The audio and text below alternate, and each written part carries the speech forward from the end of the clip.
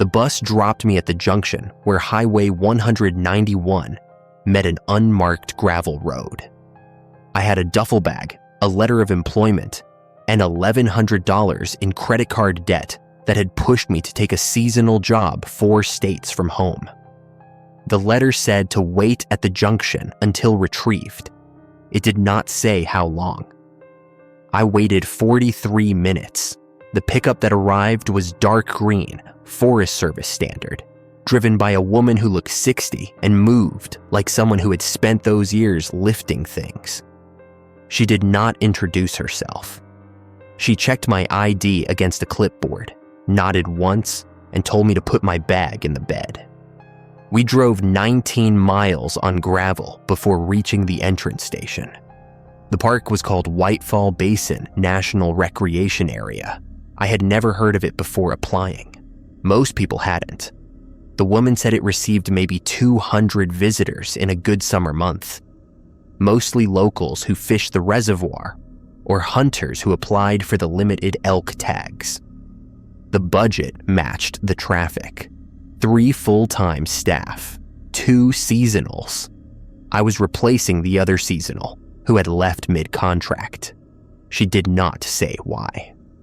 The entrance station was a prefabricated structure set into a widening of the road, with a sliding window facing approaching vehicles and a small office space behind it. There was a propane heater, a desk, a cot, a radio base unit, and a bathroom the size of a closet. Beyond the station, the road continued another 8 miles to the reservoir and the main campground. My job was to staff the entrance station from 6 in the evening until 6 in the morning, 7 days a week, for the next 14 weeks. The woman handed me a key ring with 4 keys, each tagged with a number. Key 1 opened the station's main door. Key 2 opened the supply cabinet. Key 3 opened the bathroom. Key 4 opened a metal lockbox bolted under the desk, which contained the fee envelopes, a flashlight, a hand crank radio, and a laminated document. She told me to read the document before my first shift. She told me to read it completely and to read it again if anything was unclear. She told me the previous seasonal had been given the same instructions. I asked what happened to the previous seasonal. She said he stopped following the document. Then she left. I watched the pickup disappear down the gravel road until the dust settled, and I was alone in Whitefall Basin for the first time. The laminated document was 11 pages, printed in a small font that required me to hold it close to the window light.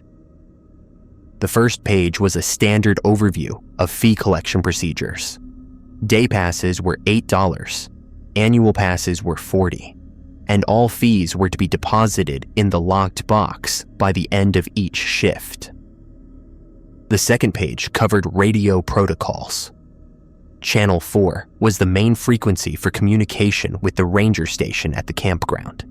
Channel 6 was emergency only. Channel 9 was reserved for weather alerts, broadcast from the county seat 60 miles north. The third page was titled Operational Protocols for Evening and Night Shifts. It contained a numbered list, 1. Between the hours of 6 in the evening and 6 in the morning, the entrance station door must remain locked at all times. The sliding service window may be open to interact with visitors, but only during the hours of 6 in the evening to 9 in the evening. After 9 in the evening, the window must remain closed and latched until dawn. 2. Visitors arriving between 6 in the evening and 9 in the evening should be processed normally. Collect the fee, issue the pass, log the plate number and arrival time in the ledger. Do not ask visitors their names. Do not volunteer your name. If a visitor offers their name unprompted, do not repeat it. 3. Visitors arriving after 9 in the evening cannot be admitted. If a vehicle approaches the station after 9 in the evening, do not open the window. Do not acknowledge the vehicle. Turn off the interior light and wait. Most vehicles will leave within 15 minutes. Log the time of arrival and departure, but do not log the plate number. 4. If a visitor who entered before 9 in the evening attempts to exit the park between 11:45 in the evening and 2:30 in the morning, do not open the exit gate.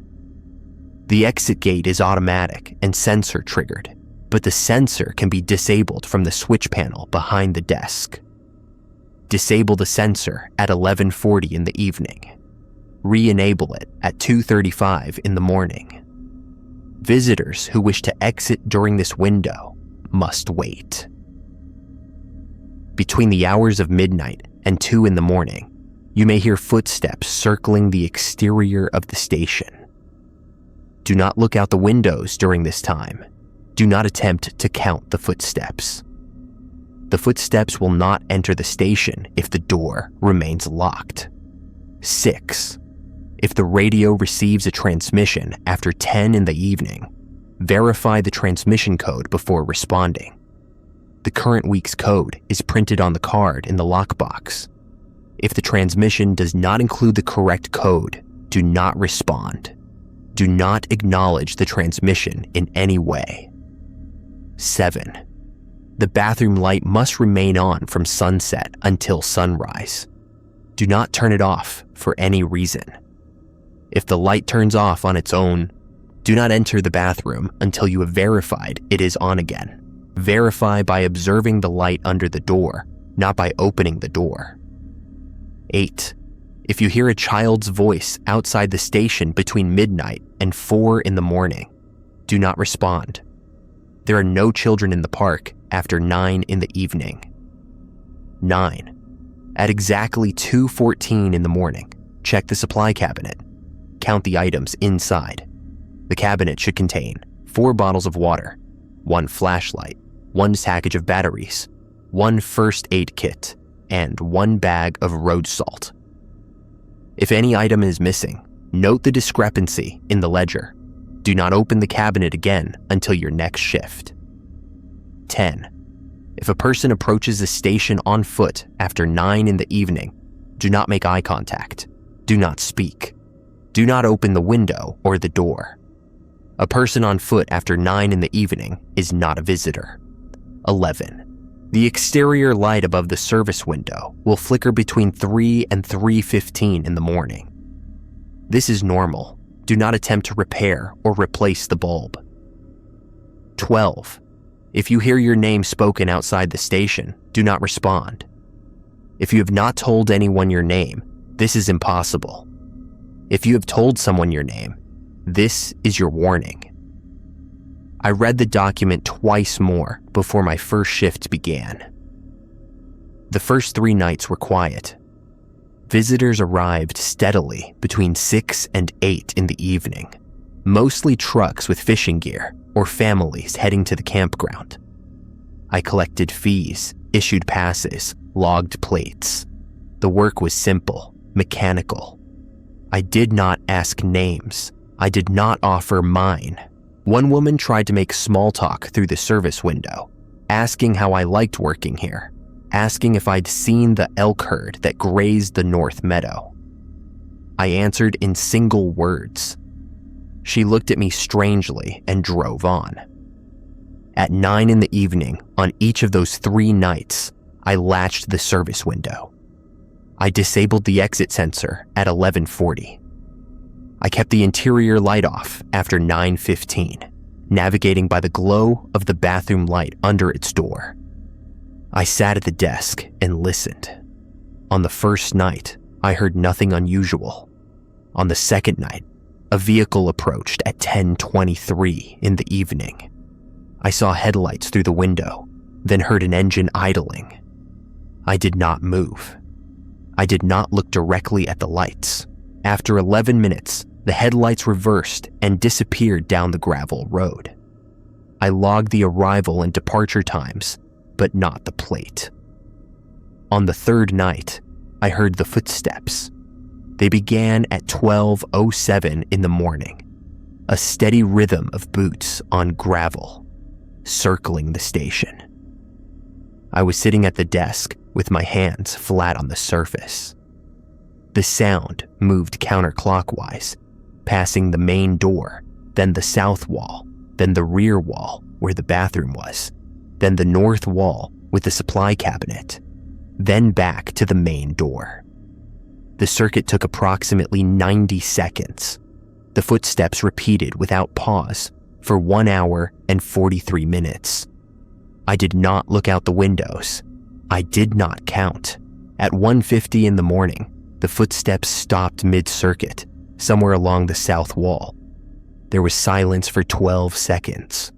Then a single knock on the service window, soft, almost polite. I did not respond. The knock came again, slightly louder, then a third time. I sat with my hands flat on the desk and stared at the opposite wall. After the third knock, there was silence. The footsteps did not resume. At 2:14 in the morning, I checked the supply cabinet. 4 bottles of water, 1 flashlight, 1 package of batteries, 1 first aid kit, 1 bag of road salt.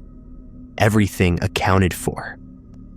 At 6 in the morning, I unlocked the door and stepped outside for the first time in 12 hours. The gravel around the station was disturbed in a perfect circle, as if someone had walked the perimeter hundreds of times. The circle was exactly 4 feet from the walls. It did not approach the door. A week into the job, I received a radio transmission. It came at 8:47 in the evening, within the safe window. The voice was male, crackling through the base unit's speaker. Station 1, this is campground. Code is timber. Confirm receipt. I checked the card in the lockbox. The weekly code was timber. I keyed the transmitter. Campground, this is Station 1. Receipt confirmed. Timber. Station 1, be advised. We had a party of 4 leave the campground at 7:30, headed your way. They should reach you within the hour. 1 vehicle, blue sedan, Montana plates. Understood. Station 1 out. The blue sedan arrived at 9:02 in the evening, 3 minutes past the window. I saw the headlights approaching, saw the car slow at the gate. I had already latched the service window. I turned off the interior light. The sedan stopped at the gate. I heard a door open, then footsteps approaching the station. A man's voice called out, "Hello, is anyone there? The gate won't open." I did not respond. "We're trying to leave. Our kid is sick. We need to get to town." I sat in the dark. The bathroom light glowed faintly under its door. "Please, he's running a fever. We just need the gate open." I did not move. After 4 minutes, I heard the car door close. The sedan reversed, turned around, and drove back toward the campground. I logged the interaction. 9:02 arrival. Family of 4 attempting exit. Gate remained closed. Departed 9:07. In the morning, I radioed the campground to report the incident. The ranger who answered, a man named Coulter, listened without interrupting. "Did you open the gate?" he asked. "No." "Did you respond to them?" "No." "Good." He paused. "The family checked out this morning, all 4 of them. They seemed fine. Drove out around 7:15, no issues. I wanted to ask what would have happened if I had opened the gate. I wanted to ask what was different about leaving after 2:30 versus leaving at 9:02. I didn't ask. Coulter's voice told me he wouldn't answer. Station 1 out, I said. The second week brought the first real test. It was a Tuesday, clear and cold, with temperatures dropping into the low 30s after sunset. I processed 11 visitors between 6 and 9, mostly fishermen leaving for the day. At 8:43, a pickup arrived with 2 occupants, a man in his 50s and a younger woman, maybe 30. The man paid the day fee and asked if the campground had any open sites. I told him I didn't have that information. He'd need to check with the campground directly. The woman leaned across from the passenger seat and smiled at me. "I'm Sarah," she said. "This is my dad. We're from Billings." I said nothing. I processed the pass. "What's your name?" she asked. I handed the pass through the window. "Day pass is valid until 6 tomorrow evening. Campground is 8 miles straight ahead. Have a safe visit." The man nodded and drove on. The woman was still watching me as they pulled away. At 11:40, I disabled the exit sensor. At midnight, the footsteps began. This time, they were faster, completing each circuit in approximately 70 seconds. I sat at the desk with my hands flat, staring at the far wall. At 12:34, a voice came from outside the service window. Hey, it's Sarah, from earlier." I did not respond. "I know you're in there. I sussed the light under the door. Please, I just need to talk to someone. My dad, he's..." The voice broke off, something like a sob. "Please, he's not acting right. Something's wrong with him." I stared at the wall. My hands were sweating against the desk surface. "I can see your shadow. I know you're there. Why won't you answer me?" The footsteps had stopped. I hadn't noticed when. "Please, I'm scared. I don't know what's happening." I closed my eyes. The voice was young, frightened, exactly what a scared woman would sound like. It knew I was inside. It knew my shadow was visible. "Open the window, just for a second. I just need to see another person." I reached under the desk and found the hand crank radio. I turned the crank slowly, generating a low hum of static. The sound from outside stopped. After 30 seconds, the footsteps resumed. Faster now, almost running. They circled the station 7 times before stopping again. Then silence. At 2:14, I checked the supply cabinet. 4 bottles of water, 1 flashlight, 1 package of batteries, 1 first aid kit, 1 bag of road salt. In the morning, I radioed the campground. Coulter answered. "Did a pickup with Montana plates check in last night? Man in his 50s, woman around 30? There was a long pause. "Negative, Station 1. No new arrivals at the campground after 8 in the evening. And we had no overnights from Montana plates last night." I thought about the man handing me the fee, the woman smiling from the passenger seat. "I processed a day pass for them at 8:43, I said. "They were headed to the campground." "Nothing arrived," Coulter said. "You sure about the time?" I logged it. Another pause. "Check your ledger. Sometimes the writing smears." I checked. The entry for 8:43 was blank. The space where I had written Montana plates, pickup, 2 occupants, was empty. The page unmarked. I did not mention the voice outside my window. I did not mention the name Sarah. "Must have been a mistake," I said. "Station 1 out." The next morning, when I walked the perimeter of the station, I found a piece of paper tucked under a rock near the south wall. It was folded twice, damp from dew. When I unfolded it, I found handwriting I didn't recognize. The note read, "She will try again. She uses different names. Do not let her tell you hers. Do not let her learn yours. She collects them." There was no signature. I added the note to the lockbox beneath the fee envelopes where no one would find it unless they were looking. By the end of the 3rd week, I had developed a routine that bordered on ritual. Each evening at 5:45, I unlocked the station and performed an inventory. 4 bottles of water, 1 flashlight, 1 package of batteries, 1 first aid kit, 1 bag of road salt in the supply cabinet, 17 fee envelopes in the lockbox. The laminated document, undamaged. The weekly code card, current and legible. The hand crank radio, charged and functional. At 6 in the evening, I opened the service window. At 9 in the evening, I closed it. At 9:15, I turned off the interior light. At 11:40, I disabled the exit sensor. Between midnight and 2 in the morning, I sat at the desk with my hands flat and did not look at the windows. At 2:14, I checked the supply cabinet. At 2:35, I re-enabled the exit sensor. At 6 in the morning, I opened the door and walked the perimeter, looking for disturbances in the gravel. The routine kept me focused. The routine kept me sane. On the 17th night, the routine changed.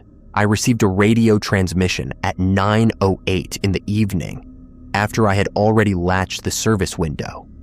The voice was Coulter's. "Station 1, this is campground. Code is granite. We have a situation." I keyed the transmitter. "Campground, this is Station 1. Receipt confirmed. Granite, go ahead." "Station 1, be advised.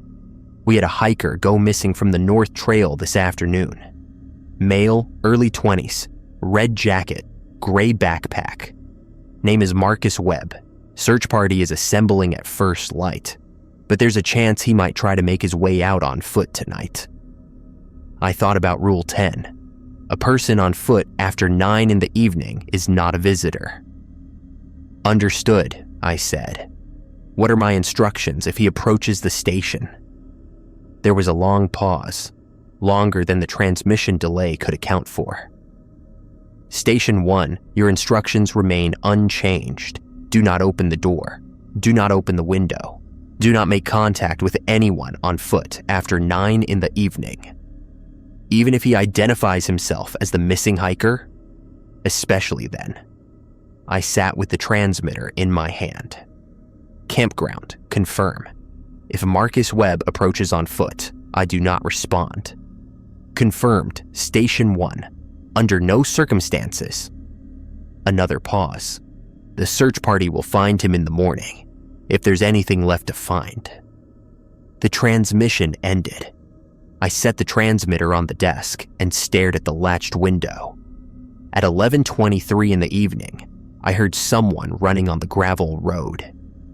The sound came from the direction of the park interior, moving fast, uneven, the rhythm of someone exhausted and stumbling. It grew louder, then stopped approximately 50 yards from the station. I did not look. "Hello?" A young man's voice, breathless and raw. "Is someone there? Please, I need help." I sat at the desk. "I've been walking for hours. I got lost on the North Trail. My phone died. Please, I just need to call someone." The voice was moving closer. I heard footsteps on gravel, no longer running, now walking. 30 yards, 20 yards. I can see the building. I know someone's in there. The bathroom light is on. The bathroom light. I looked at the door, at the thin line of light spilling from beneath it. "Please, my name is Marcus Webb. I'm staying at Site 14 in the campground. You can check your records. Please." He was at the station now. I heard him stop outside the service window. "I know you can hear me. Why won't you answer?" I pressed my hands flat against the desk. My fingers were trembling. "I'm not dangerous. I'm just lost. I'm just scared. Please, please help me." There was a long silence, then softly, the sound of fingernails tracing across the exterior wall, moving slowly, methodically, circling toward the main door. "I can wait," the voice said, no longer breathless. "I can wait all night, but I don't think you can." I did not respond. The fingernails stopped at the door. I heard something that might have been breathing pressed against the other side. "You're going to make a mistake eventually," the voice said. "Everyone does. The last one lasted 3 weeks before he answered me. You've lasted 17 days. That's good. That's really good." I reached under the desk and found the hand crank radio. I began turning it slowly. But you're tired. I can tell. I can smell it. And sooner or later, you're going to want to see.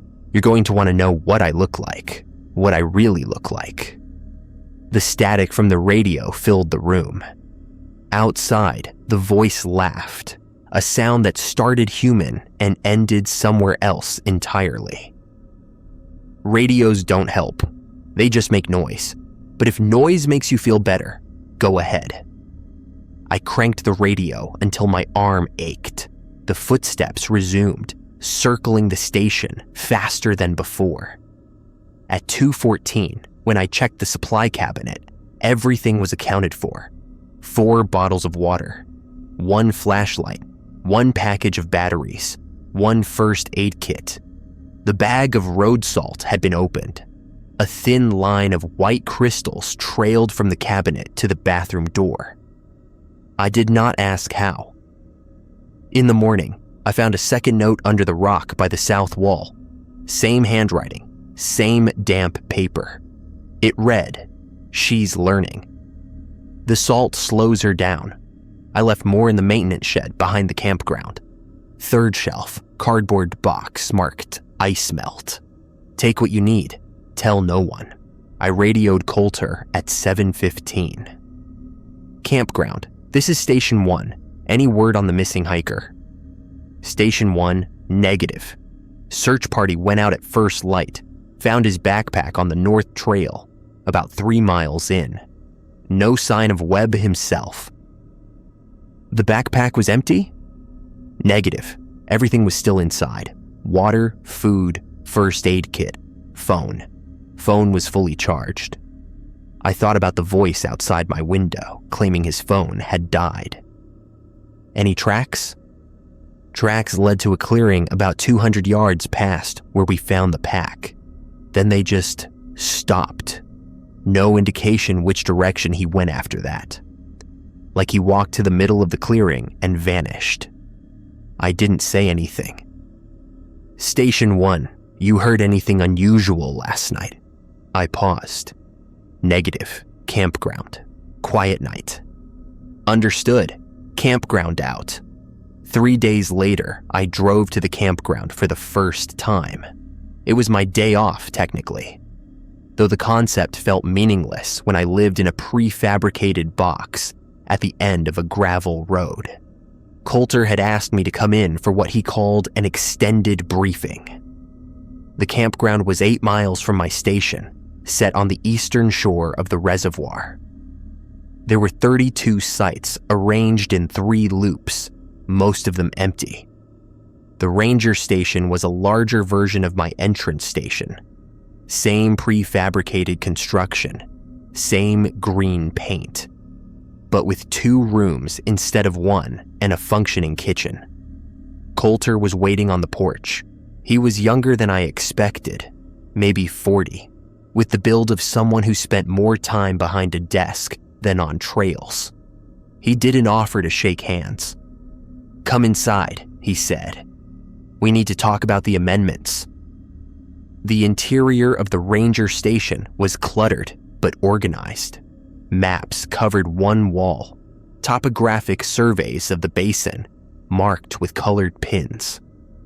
A radio base unit sat on the main desk, larger and more powerful than the one in my station.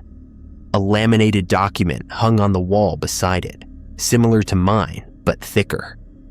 Coulter poured 2 cups of coffee and sat down across from me at a small table. He slid a folder across the surface. "You've done well," he said.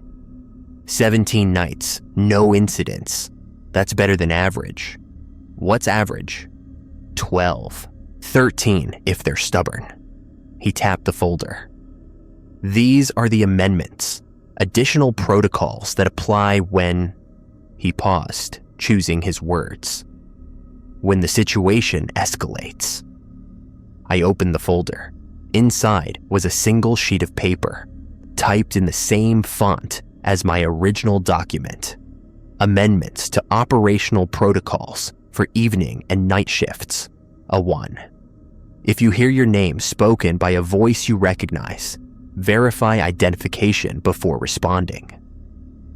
Verification requires the current week's code, spoken in full, followed by your assigned station number.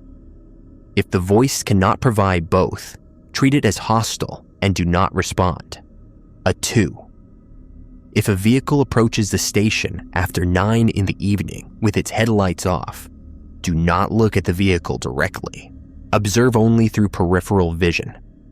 Vehicles without headlights after dark are not operated by visitors. A 3. The supply cabinet inventory should now include one additional item: a bag of road salt marked with a red tag. This salt is different from standard road salt. It should be applied in a continuous line across all exterior thresholds before each shift. The line should be unbroken and at least 1 inch wide. A 4. Between the hours of 3 and 4 in the morning, you may observe figures standing at the tree line approximately 200 yards from the station. Do not count the figures. Do not attempt to determine their number. Do not make eye contact, even at a distance. A 5. If the bathroom light turns off between midnight and dawn, do not investigate. Do not open the bathroom door. Wait until the light returns on its own. If the light does not return within 30 minutes, radio the campground using channel 6 and report the phrase Protocol 7. Await further instructions. A 6. If you find notes or messages that appear to be from a previous occupant of the station, do not share them with anyone. The previous occupants left instructions for a reason. Follow them or ignore them as you see fit, but do not discuss them. A 7. Visitors who entered the park before 9 in the evening may attempt to exit after 2:30 in the morning. Before re-enabling the exit sensor, visually confirm that each occupant of the vehicle matches the count you logged at entry.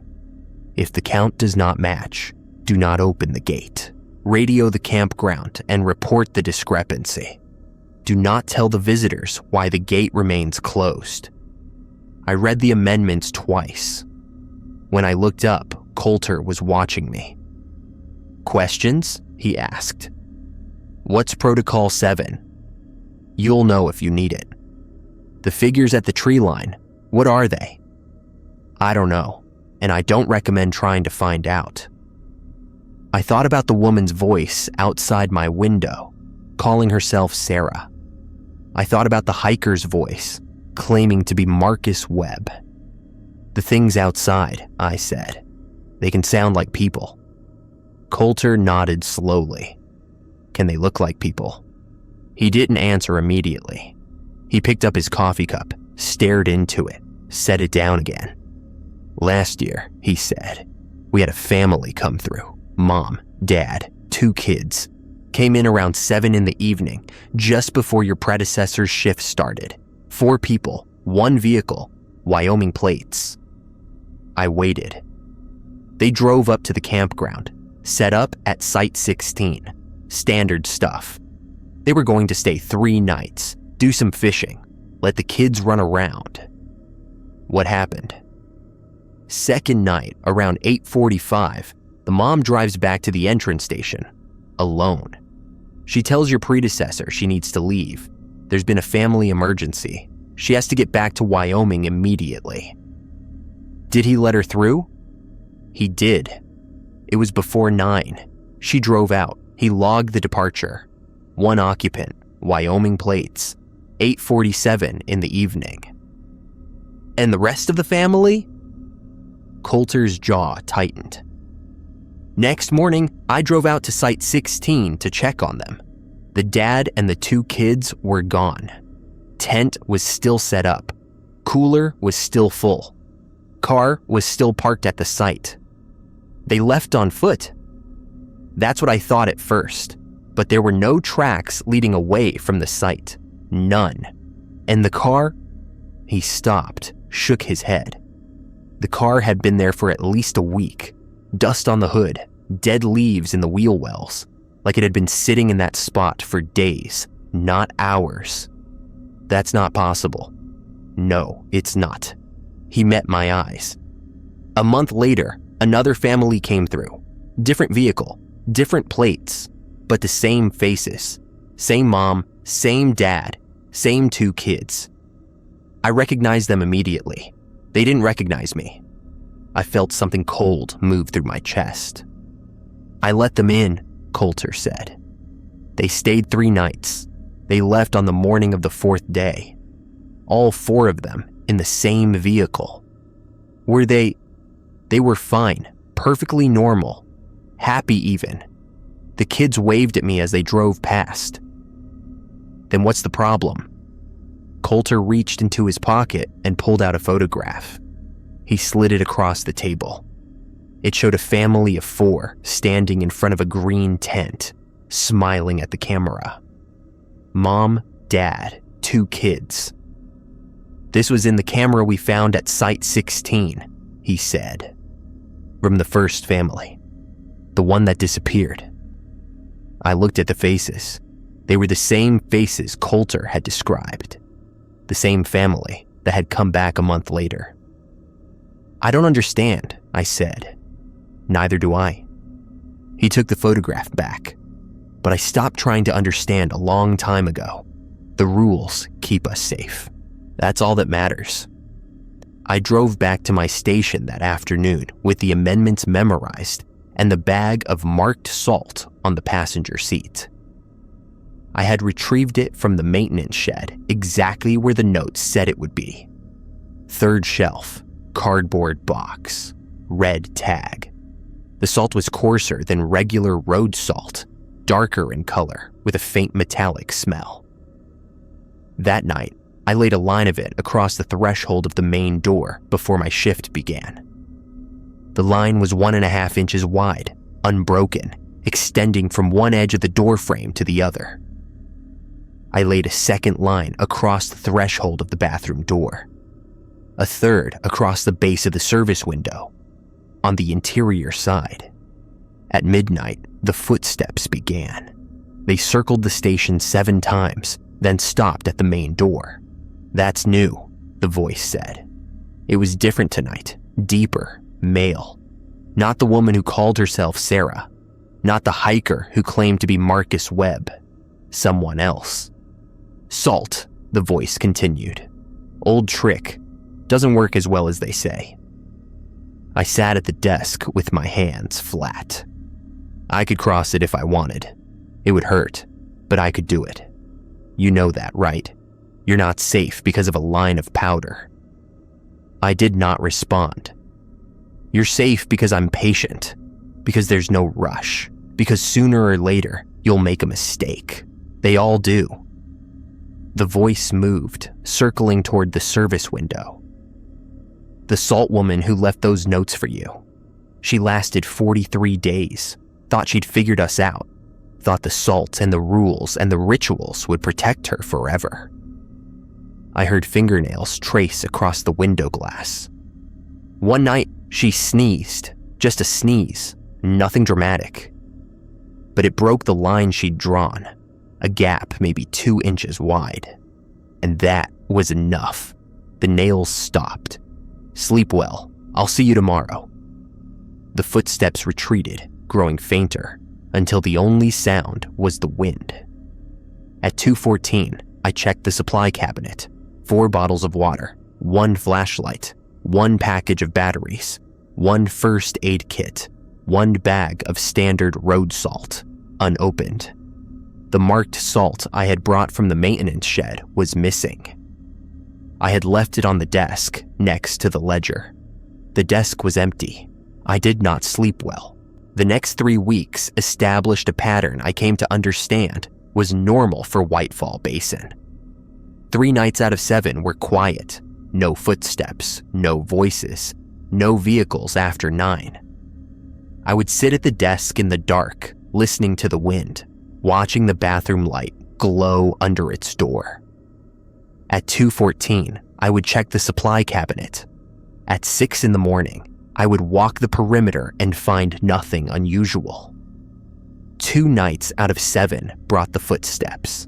They varied in pace and duration, but always followed the same counterclockwise circuit. Sometimes they were accompanied by voices. Sometimes the voices knew things they shouldn't. My mother's name, the town where I grew up, the amount of credit card debt that had pushed me to take this job. I learned not to listen. 1 night out of 7 brought something worse. On those nights, the exterior light above the service window would begin flickering early. Not at 3 in the morning, as the original rules stated, but at 11 or midnight or even earlier. The flickering was irregular, almost deliberate, like a signal. When the light flickered early, the footsteps came faster, circling the station in tight loops that grew closer with each pass. On those nights, I would hear more than one voice outside, speaking in overlapping whispers that made individual words impossible to distinguish. On those nights, I would find things in the morning, small things. A child's shoe placed neatly on the doorstep, a driver's license from another state belonging to someone I had never seen enter the park. Once a wedding ring, gold and worn, inscribed with initials I didn't recognize. I stopped picking up the objects. I learned to step over them, around them, without looking directly. By the 5th week, I had developed a blind spot for anything I found on the ground within 10 feet of the station. The 7th week brought Marcus Webb. It was a Thursday, clear and cold, with the first frost of the season forming on the gravel at sunset.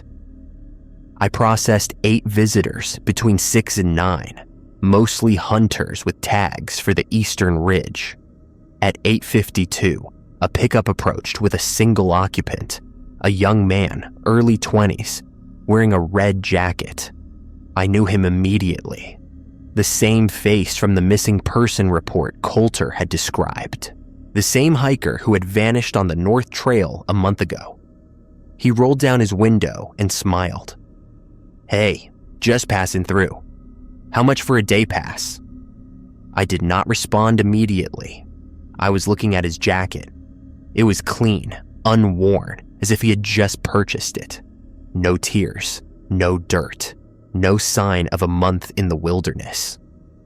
$8, I said finally. He handed me a crisp 10. "Keep the change." I processed the pass. My hands were steady, but my pulse was not. "Any good fishing spots?" he asked. "Reservoir's your best bet. 8 miles straight ahead." He nodded, took the pass, and drove into the park. I logged the entry. 8:53 in the evening, pickup, single occupant, red jacket, Montana plates. I did not log his name. At 9:15, I radioed the campground. "Campground, this is Station 1, code is Aspen. I need confirmation on the missing hiker from last month, Marcus Webb." Coulter's voice came back, tight and flat. "Station 1, that case is closed. The search was called off after 72 hours. Webb is presumed deceased. I just processed a day pass for someone matching his description. Single male, early 20s, red jacket, driving a pickup with Montana plates." There was a long silence. "Station 1, can you confirm the entry time?" 8:53 in the evening, 7 minutes before window closure. Another silence. Then, "Did he offer his name?" "Negative. I didn't ask." "Did you make eye contact?" I thought about it. I'd looked at his jacket, at his hands, at the cash he'd offered, but his face. "Negative," I said. "I don't think I did." "Good." Coulter's voice was softer now. "Station 1, listen carefully. If that vehicle attempts to exit tonight, do not open the gate. Do not engage with the occupant. Radio me immediately on Channel 6. Understood. And Station 1, don't look at his face, even if he comes to the window, even if he asks you directly. Don't look. Understood. Station 1 out. The pickup returned at 1:47 in the morning. I heard it before I saw it. The rumble of an engine on gravel, moving slowly from the direction of the reservoir. I was sitting at the desk in the dark, hands flat on the surface. The exit sensor had been disabled since 11:40, as per protocol. The headlights appeared through the service window, casting long shadows across the interior of the station. The truck stopped at the gate. A door opened, footsteps on gravel. I did not look. "Hey," the voice was the same one from earlier, young and friendly. "Gate's not opening. You still in there?" I did not respond. "I know you're there. I can see the light under the bathroom door." The footsteps approached the station. I heard them stop outside the service window. "Look, I get it. It's late, you're tired, you just want to get through your shift. But I really need to leave. I've got work in the morning." I sat still. "Come on, you processed me in. You know I'm legitimate. Just open the gate and I'll be out of your hair." I reached under the desk and found the hand crank radio. I did not turn the crank. "You're scared." The voice changed slightly, losing some of its warmth. "That's okay. I understand. The rules say you can't let anyone out between certain hours. But I'm not anyone. I'm Marcus. You know my name." A fist struck the service window, hard enough to rattle the frame. "Look at me." I closed my eyes. "Look at me." The voice was different now. Deeper. Older. Wrong. "I know what you're doing. I know the rules you follow. You think they protect you, but they don't. They just delay things. Everything gets through eventually." The fist struck again, and again, and again. "You can't keep the window closed forever. You can't keep your eyes shut forever. Sooner or later, you have to look. And when you do..." The pounding stopped. I opened my eyes. Through the window, in the faint glow of the bathroom light, I could see a figure standing at the service window. Just a shape, no details. "When you do," the voice continued, soft now, almost tender, "you'll see what's really looking back." The figure raised one hand and pressed it flat against the glass. The fingers were too long. The palm was too wide. The shape was wrong in ways I couldn't articulate. I did not look at its face. After 7 minutes, the figure turned and walked back to the pickup. I heard the door close, the engine start, the headlights swing around as the vehicle reversed. It drove back toward the interior of the park, the sound of its engine fading until silence returned. At 2:14, I checked the supply cabinet. Everything was accounted for, except the bag of standard road salt. In its place was a single driver's license, Montana issued, with a photograph of a young man in his early 20s. The name on the license was Marcus Webb. I buried the license behind the station, 6 feet from the south wall, in a hole I dug with my bare hands before dawn. The amendments had warned me about nights like the one that followed.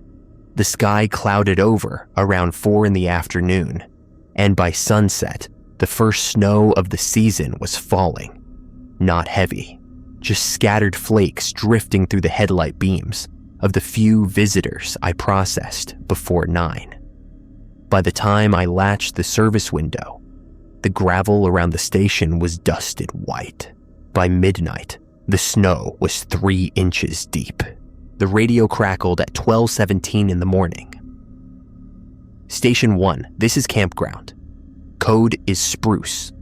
Be advised, we're under a winter storm warning until noon tomorrow. Expect 6 to 10 additional inches. Power may be intermittent. Campground, this is Station 1. Receipt confirmed. Spruce? Instructions?" There was a pause. When Coulter's voice returned, it was slower, more careful. Station 1, switch to emergency protocol package. Do you have the document? I reached into the lockbox and found a second laminated sheet I hadn't noticed before. It was smaller than the main protocol document, folded in thirds. Affirmative. Read it now. Follow it exactly. Do not deviate. I unfolded the sheet. The text was brief. Emergency protocols for extended disruption events. E1. During storm conditions, the exterior light may flicker continuously. This is not the normal 3 to 3:15 window. Do not assume safety during flickering that occurs outside normal hours. E2. Power loss may disable the bathroom light. If this occurs, seal the bathroom door with a continuous line of marked salt. See Amendment A3. Do not open the bathroom door until power is restored. Do not respond to any sounds from inside the bathroom.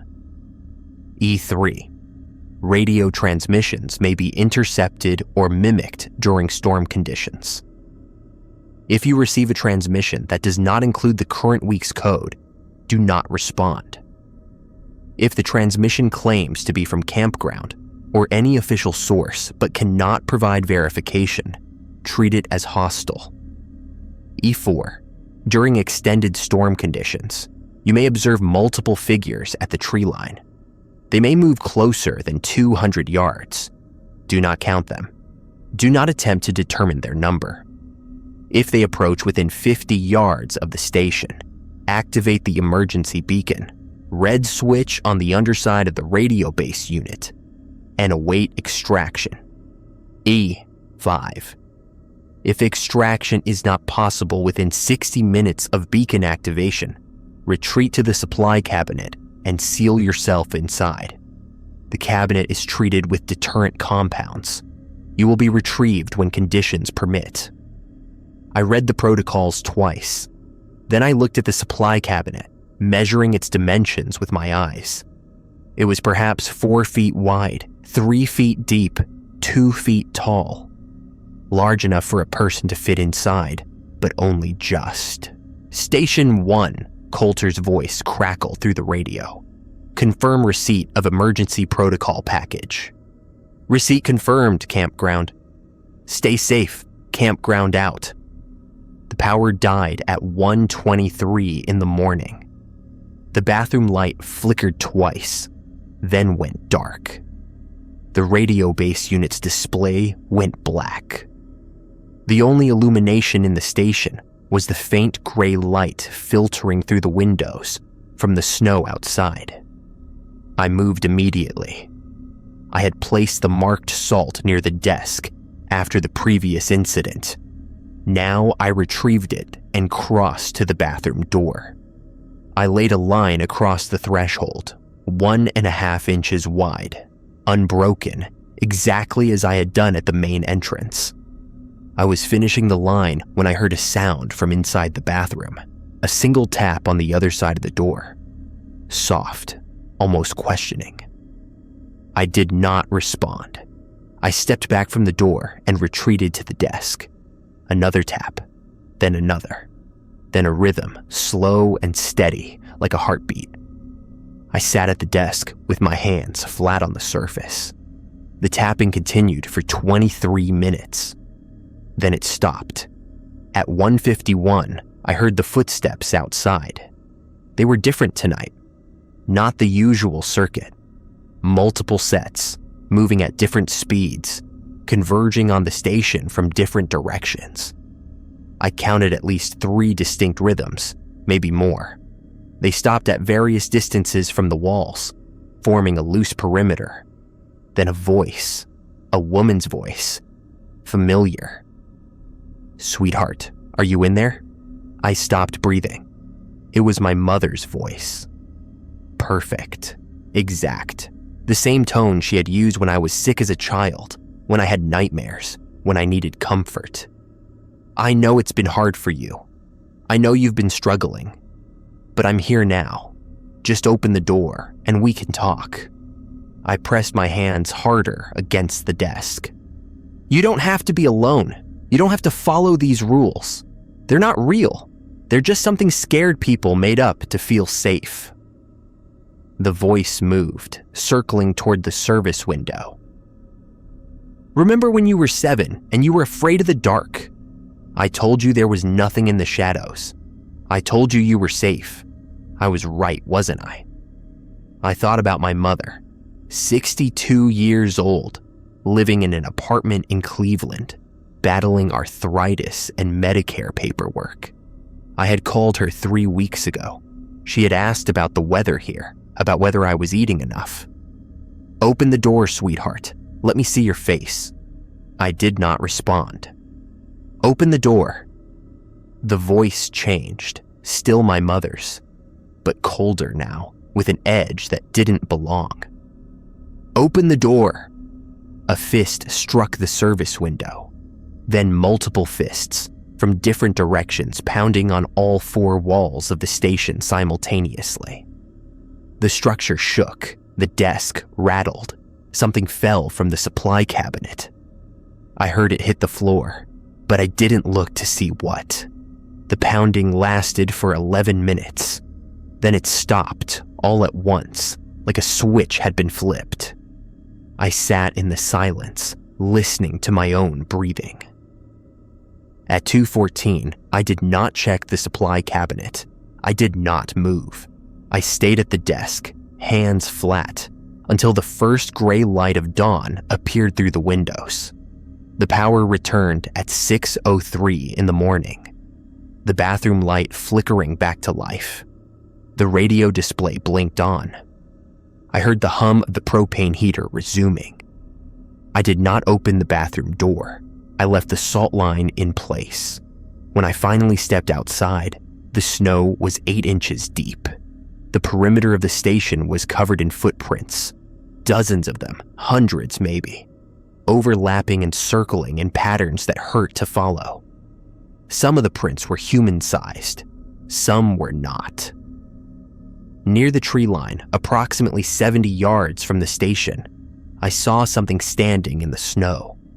A shape, vaguely human, motionless. It was watching me. I did not look at its face. I went back inside and radioed the campground. "Station 1 to campground. Code is Spruce. Requesting supply drop and status update." Coulter's voice came back, tired but steady. "Station 1, good to hear from you. Storm's passing. We'll have a truck out by noon. Are you intact?" I looked around the station. The walls were sound. The windows were unbroken. The salt lines were in place. "Intact," I said, "but I need more salt." There was a pause. "Understood. Anything else?" I thought about the shape at the tree line, still standing there, still watching. "Yeah," I said. "Tell them to bring extra." The supply truck arrived at 12:15 in the afternoon. The driver was a woman I hadn't seen before, maybe 30, with Park Service insignia on her jacket. She unloaded 3 boxes of supplies without speaking: water, batteries, first aid supplies, canned food. Then she handed me a smaller box, unmarked and heavy. "Salt," she said. "Coulter's orders." I took the box. "Thanks." She hesitated, looking at the station, at the churned snow around the perimeter. "Rough night." "You could say that." She nodded slowly. "I did 4 seasons at the Yellow Bear outpost, up in the northern section. Thought I'd seen everything." She glanced at the tree line, at the shape that was no longer there. It had vanished sometime during the morning. "This place is different." "How so?" She shrugged. "Yellow Bear was predictable. Follow the rules. Stay safe. Here." She trailed off. "Here, the rules keep changing." I thought about the amendments, the emergency protocols, the notes from the previous occupant. "Any advice?" She considered for a long moment. "Yeah, Don't trust anyone who comes to help you. Not even me."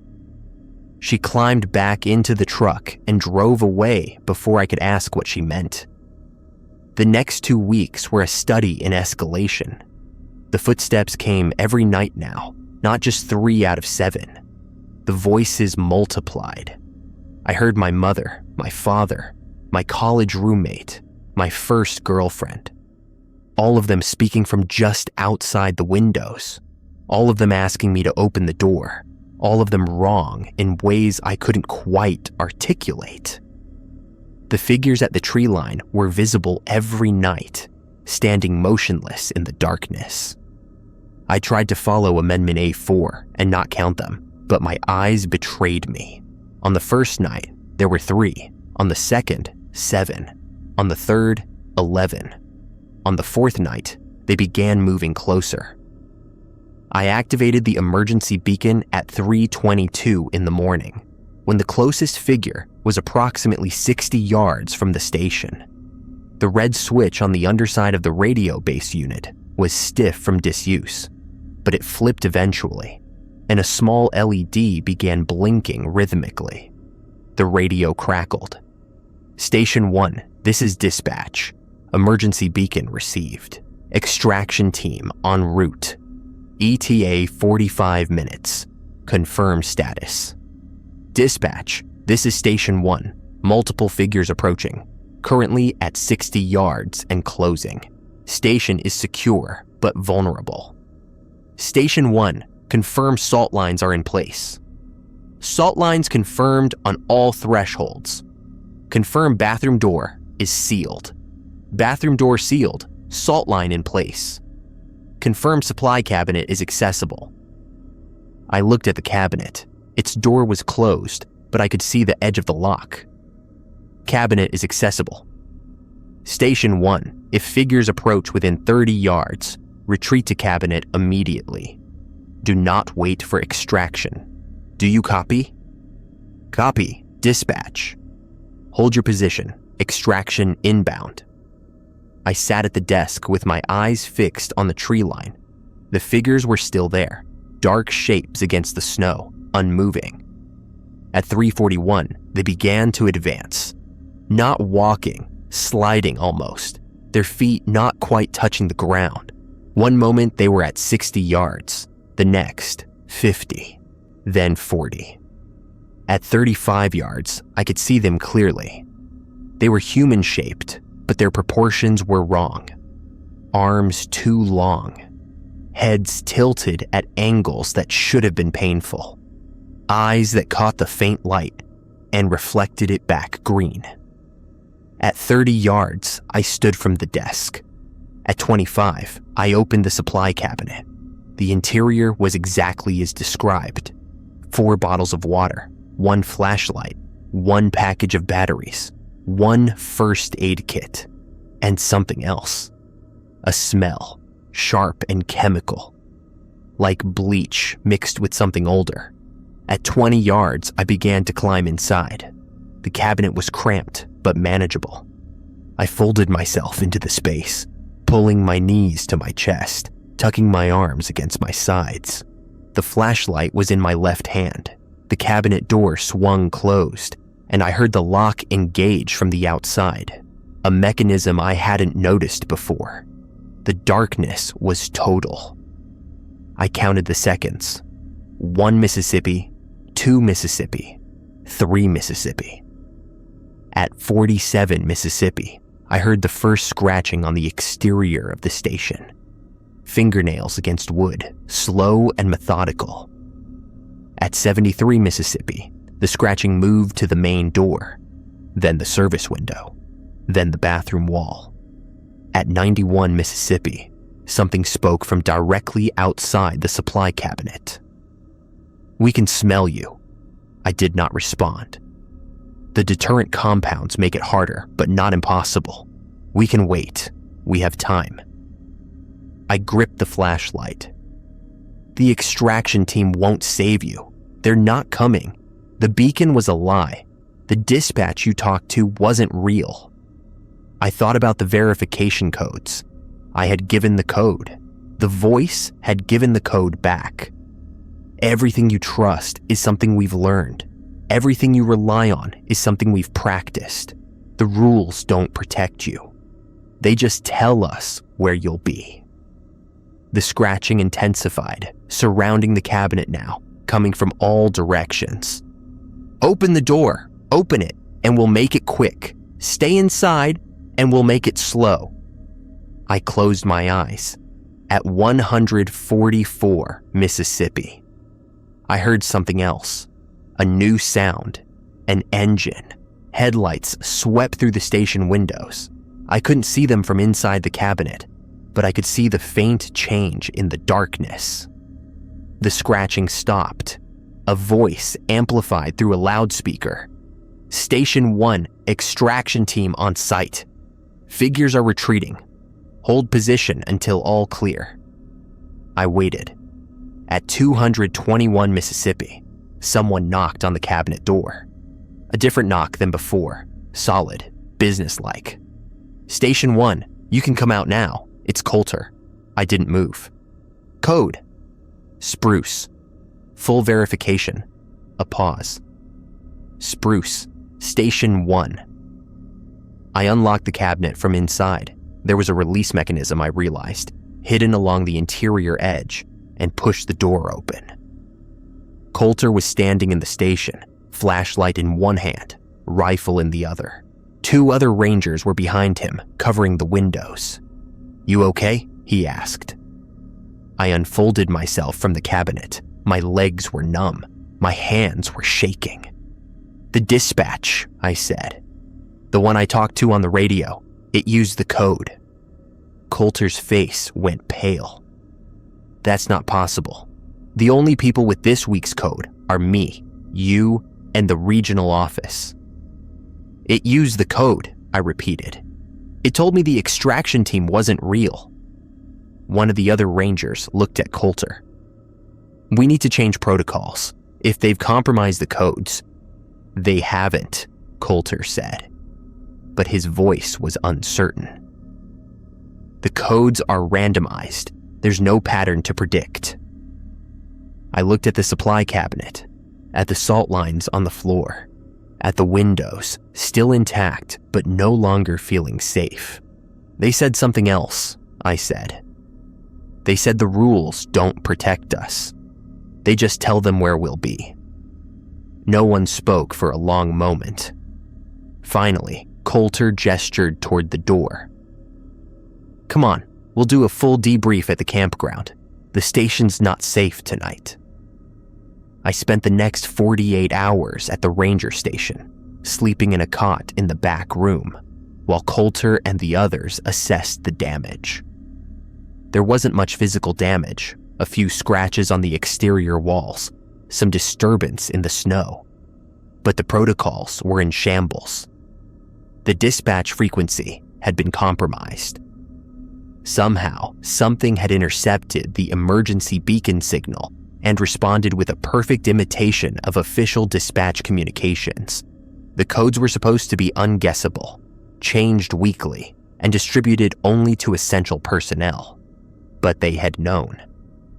"We're implementing a new system," Coulter explained on the second morning. 2-factor verification. The code plus a phrase that changes daily. Even if they can guess the code, they won't have the phrase. And if they learn that too. Coulter looked tired. He looked older than he had a week ago. Then we make another system, and another. We keep adapting until we find something that works. That doesn't sound like a solution. It's the only solution we have. I thought about the voice in the dark. The rules don't protect you. They just tell us where you'll be. What if we stop following the rules entirely? What if we do something unpredictable? Coulter shook his head. We tried that back in the 80s, before the protocols were established. Randomized schedules, unmarked thresholds, no consistent patterns. What happened? 3 Rangers disappeared in 1 month. No bodies, no evidence, just gone. After that, we went back to the rules. I stared at the map on the wall, the colored pins marking incidents, disappearances, anomalies. The rules don't stop them, they just slow them down. Coulter nodded. Slowing them down is the best we can do. The rules give us time. Time to prepare, time to respond, time to survive. Without them, we're just targets. I went back to the entrance station on the third day. The snow had melted, leaving the gravel wet and muddy. The perimeter was undisturbed. The salt lines were still in place. I checked the supply cabinet, 4 bottles of water, 1 flashlight, 1 package of batteries, 1 first aid kit, 1 bag of marked salt. Everything accounted for. I resumed my routine. Inventory at 5:45, window open at 6, window latched at 9, sensor disabled at 11:40, supply check at 2:14, sensor re-enabled at 2:35, perimeter walk at 6 in the morning. The rules hadn't changed. The creatures hadn't changed. The situation was exactly as it had been before. But I had changed. I started keeping notes. Not in the official ledger. That was for entries and exits, times and plate numbers. In a separate notebook, one I bought from the supply truck driver on her next visit, I wrote down everything I observed, everything I heard, every pattern I could identify. The footsteps always moved counterclockwise. The voices always knew things I had told someone, somewhere, at some point in my life. The figures at the tree line increased in number after storms, decreased in calm weather. The bathroom light flickered more on nights with higher humidity. I didn't know what the patterns meant. I didn't know if they meant anything at all. But writing them down made me feel like I was doing more than just surviving, like I was learning. On the 63rd night of my employment, I received a radio transmission at 8:51 in the evening. Station 1, this is campground. Code is Birch. Phrase is morning coffee. Acknowledge. Campground, this is Station 1. Birch, morning coffee acknowledged. Go ahead. Station 1, be advised. We're training a replacement for Ranger Tillman, who's transferring to the regional office next month. The trainee will be shadowing you for the next 3 nights, starting tomorrow evening. Name is Donna McCready. She'll arrive at 5:30. I paused. A trainee? At the entrance station? Regional's orders. They want all seasonal staff cross-trained on night protocols. McCready's been with us for 2 weeks, but she hasn't done an overnight yet. I thought about the footsteps, the voices, the figures at the tree line. I thought about the supply cabinet and its chemical smell. Is she prepared? There was a long pause. She's read the protocols, but no one's really prepared until they live through it. Understood. Station 1 out. Donna McCready arrived at 5:27 the next evening, driving a park service truck with a nervous expression on her face. She was young, maybe 23, with the kind of determined optimism that made me feel old and tired. Ranger Chen? She asked, offering her hand. I'm Donna. Coulter said you'd be expecting me. I shook her hand without enthusiasm. Have you read the protocols? Twice. I have questions. Save them. You'll have answers soon enough. The first night was quiet. Donna watched me process the evening visitors, watched me latch the window at 9, watched me disable the sensor at 11:40. She asked questions throughout, careful and methodical. Why the times were specific, why the salt lines mattered, why we didn't just lock the station and leave. I answered what I could, some things I couldn't explain. At midnight, the footsteps began. Donna's face went pale. She looked at me, then at the window, then back at me. That's them? Don't look outside. Don't count the footsteps. Just sit at the desk and wait." She sat. She waited. The footsteps circled for an hour and 12 minutes, then stopped. At 1:47, a voice spoke from outside the service window. "Donna? Donna McCready?" Donna stood from her chair. I grabbed her arm. "Don't respond."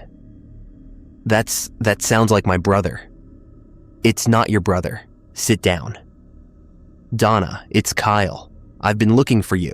Mom's worried. Please come out." Her hands were shaking. I could feel her pulse through her wrist, rapid and frightened. "How does it know my brother's name?" "I don't know, but it's not him. Sit down and don't respond." The voice continued for 23 minutes, using names I didn't recognize, referencing events I couldn't verify. Donna sat rigid in her chair, tears streaming down her face, hands gripped on the desk edge. When the voice finally stopped, she looked at me with a kind of hollow exhaustion. "How do you do this? Every night, how do you do this?" I didn't have a good answer. "You get used to it." "That's not an answer." "No," I admitted. "It's not." At 2:14, I let her check the supply cabinet. 4 bottles of water, 1 flashlight, 1 package of batteries, 1 first aid kit, 1 bag of marked salt. Everything accounted for. She spent the next hour staring at the inventory like it held secrets she could decode. The second night was worse. The footsteps started early, 10:43 in the evening, more than an hour before schedule. The voices came in overlapping waves. Donna's brother, her mother, someone she called David. Then my mother, my father, a high school teacher I hadn't thought about in 15 years. At 11:17, the exterior light above the service window began flickering. Not the scheduled 3 to 3:15 window. Early, wrong. "What does that mean?" Donna asked. Her voice was thin. I reached for the emergency protocols. "It means tonight is going to be bad." The figures appeared at the tree line at 11:42, visible through the south window despite the darkness. I could see 7 of them, maybe 8. They stood motionless for 12 minutes, then began their slow advance. "What do we do?" Donna asked. "We wait. If they get within 30 yards, we retreat to the cabinet." "Both of us, in that cabinet. It's bigger than it looks. There's a deterrent built in. It should hold." "Should." I didn't answer. At 12:09, the figures were at 50 yards. At 12:17, 40. At 12:23, they stopped. Something new appeared at the edge of the tree line. Not a figure, a shape larger than the others, moving with a fluidity that the humanoid forms lacked. It didn't walk. It flowed like water moving uphill. "What is that?" Donna whispered. "I don't know. I've never seen one before." The shape moved between the figures, pausing at each one. When it touched them, they seemed to grow more solid, more defined, more real. Then it turned toward the station. I reached for the emergency beacon. "Get ready to move." The shape crossed the distance impossibly fast, one moment at the tree line, the next at the salt line around the station's perimeter. It stopped there, at the edge, and I heard something that might have been language. Low, vibrating, like a voice speaking through stone. The salt line began to smoke. "The cabinet," I said. "Now." We moved together, Donna ahead of me, scrambling toward the supply cabinet as the shape pressed against the barrier I had drawn. The salt was eroding, grain by grain, the line thinning. Donna reached the cabinet first. She yanked the door open and froze. Inside, where there should have been water and flashlights and first aid supplies, there was a face. Human-shaped, but wrong, stretched and distorted, grinning with teeth that numbered far too many. "Hello, Donna," it said. "I've been waiting." Donna screamed. She stumbled backward, colliding with me, and we both fell. The shape at the perimeter broke through. I don't know how to describe what happened next. The deterrent protocols failed. The cabinet was compromised. The shape entered the station through means I couldn't follow. Not the door, not the window, something else. I grabbed Donna and dragged her toward the bathroom. The salt line at the threshold was still intact, darker and thicker than the others. I shoved her through the door and followed, slamming it behind us. The bathroom was tiny, 4 feet by 4 feet, barely room for one person, let alone two. But the salt line held. The shape pressed against the door, and I could feel it vibrating through the wood, but it didn't enter. "The light," Donna gasped. "The light is on." She was right. The bathroom light, which I had expected to be dead in the power failure, was blazing. Too bright, impossibly bright, like staring into the sun. "Don't look at it directly," I said. "Just don't look." We huddled in that tiny space for 4 hours and 37 minutes. Outside, I could hear the shape moving through the station, overturning furniture, scratching at walls. I heard voices, dozens of them, maybe hundreds, speaking in overlapping cadences that almost formed words. At 5:41 in the morning, the noise stopped. At 6:03, the bathroom light dimmed to normal levels. At 6:15, I opened the door. The station was destroyed. The desk had been overturned, the radio smashed, the supply cabinet torn from the wall. Salt was scattered everywhere, mixed with something dark and wet that I didn't examine closely. But the walls were intact. The door was closed. Outside, the gravel was smooth and undisturbed, as if nothing had happened. Donna was crying quietly. I led her outside into the gray morning light, and we sat on the step until the supply truck arrived an hour later. Donna transferred to the regional office 3 days later. She didn't say goodbye.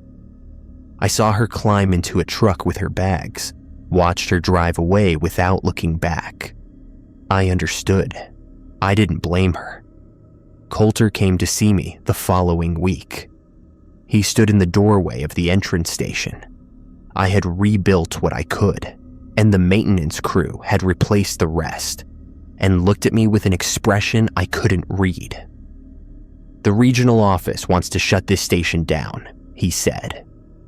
I didn't respond. "They think it's too dangerous. The incident with McCready was the 7th breach we've had in 30 years. They're saying the protocols aren't working anymore." "Are they right?" Coulter shrugged. "Maybe. Something's changing out here. The patterns aren't holding like they used to. The rules we follow, they were based on observations from decades ago. Maybe the things we're dealing with have learned to adapt." I thought about the shape that had broken through my salt line, the face in the supply cabinet.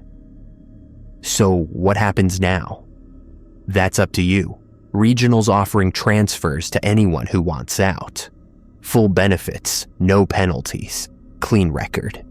He paused. "I've already submitted my request." I looked around the station. At the desk I had rebuilt, the supply cabinet I had reinforced, the salt lines I had drawn and redrawn every night for 11 weeks. "And if I stay?" Coulter's expression was unreadable. "Then you stay. Someone has to keep the station running. Someone has to maintain the protocols, even if they're not perfect, even if they're failing." "Why?" "Because the alternative is worse. Without someone here, without the rules, without the records we keep, they win, completely and permanently. The station isn't about stopping them. It's about documenting them, learning from them, so the next person has a better chance. I thought about the notes I had been keeping, the patterns I had observed, the small, incremental improvements I had made to my routines. "I'll stay," I said. Coulter nodded. He didn't look surprised.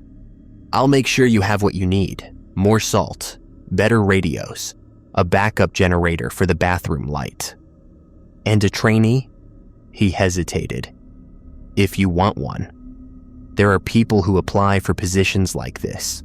People who don't know what they're getting into but want to find out." I thought about Donna, about the terror on her face in the bathroom, the emptiness in her eyes as she drove away. "Not yet," I said. "Let me figure some things out first." I spent the final 3 weeks of my contract refining the protocols. The original rules were a starting point, but they were incomplete. They told you what to do, but not why. They told you when to act, but not how to prepare. I wrote amendments of my own based on everything I had observed. New protocol. The salt lines should be drawn at sunset, not at the start of shift.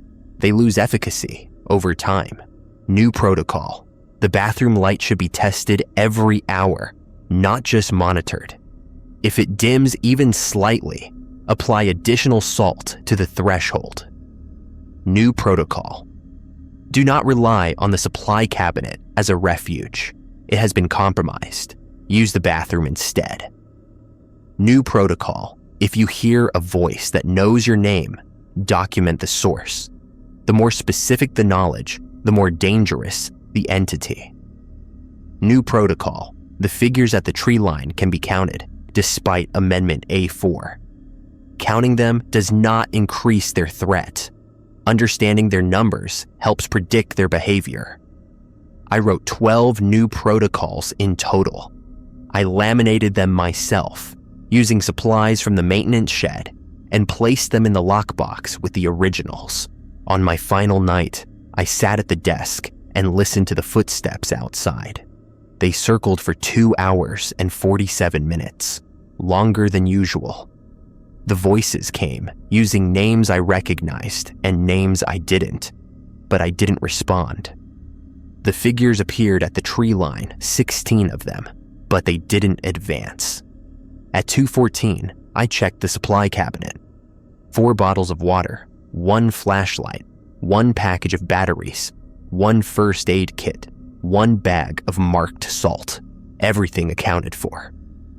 At 6 in the morning, I walked the perimeter one last time. The gravel was disturbed in its usual pattern, a perfect circle, 4 feet from the walls, but nothing else. I found a note under the rock by the south wall. Different handwriting than before. It read, "Thank you for the protocols. They helped. The next person will need them too. Good luck wherever you go." There was no signature. I hadn't left a name for them to use. I added the note to the lockbox, folded neatly between the old protocols and the new. The supply truck arrived at 7:15. I loaded my bags into the bed and climbed into the passenger seat. The driver was the same woman who had delivered salt during the storm. She looked older now, or maybe I was just seeing her more clearly. "Finished your contract?" she asked. "Yeah." "Going somewhere better?" I thought about it. "Just somewhere else." She nodded, started the engine, and drove us down the gravel road toward the highway. In the rearview mirror, I watched the entrance station shrink until it was just a green shape against the white snow. A figure stepped out of the tree line as we passed. It watched the truck go by, its head turning to follow our progress, its features unclear at that distance. I didn't look at its face. The driver saw me watching the mirror. "Don't worry about them. They can't follow you past the boundary." "How do you know?" She smiled, but it didn't reach her eyes. "Because I followed the rules, same as you." We drove in silence for the remaining 19 miles to the junction. The driver dropped me at the same spot where the bus had left me 14 weeks earlier. Same unmarked gravel road, same empty highway stretching in both directions. I waited for the bus with my duffel bag and my notebook, and the knowledge that I would never be the same. The credit card debt was paid now. The salary had been good, all things considered, but I had paid in other ways. The bus arrived at 8:43 in the morning, right on schedule. I climbed aboard and found a seat near the back, where I could watch the road behind us without being obvious about it. As we pulled away from the junction, I saw the supply truck still parked at the side of the road. The driver was standing beside it, looking at something in the distance. I followed her gaze. At the tree line, barely visible against the morning sky, a shape was standing, watching. The driver raised one hand in a wave, not friendly, not a greeting, but something else. An acknowledgement, a recognition.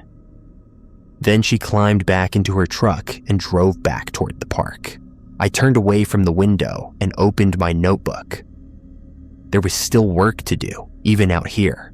Still patterns to observe, still protocols to refine, still knowledge to pass on. The rules hadn't saved me, but they had taught me something. I started writing. 2 months after I left Whitefall Basin, I received a package at my new address.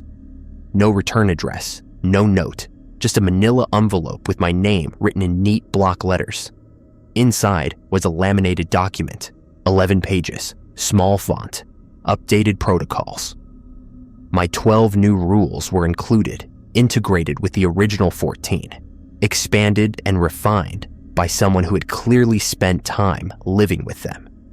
There were also 3 additions I didn't recognize. New protocol. If a visitor asks about the previous ranger, do not provide details. Say only that they completed their contract successfully. New protocol. The notes left by previous occupants should be preserved, not discarded. Each observation may save a life. New protocol. When your contract ends, leave something behind for the next person. A note, a map, a warning. Whatever you have learned, pass it on. At the bottom of the document, in handwriting I didn't recognize, someone had added a final line. Thank you for the protocols. I'm using them. I put the document in a drawer and didn't look at it again for a long time, but I kept the notebook. And sometimes, late at night, when the wind sounds like footsteps and the streetlights flicker for no reason, I still add observations, just in case someone needs them.